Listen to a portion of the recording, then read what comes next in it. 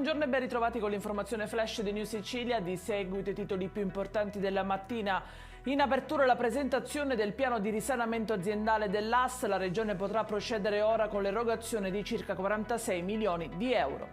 La cronaca con un'operazione antidroga a Palermo, disarticolate due organizzazioni criminali dedite allo spaccio tra i quartieri Guadagni e Falsomiele, Villa Grazia, 25 gli arrestati.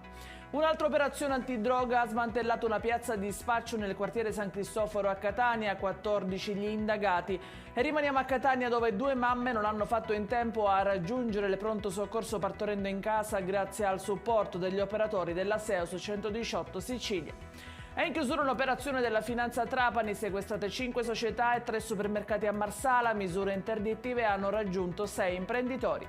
Ed è tutto per questa edizione, dettagli su queste notizie come sempre vi ricordo li trovate sul nostro sito www.newsicilia.it e sui nostri canali social. Grazie per averci seguito, appuntamento stasera alle 19:30 con nuovi aggiornamenti. Arrivederci.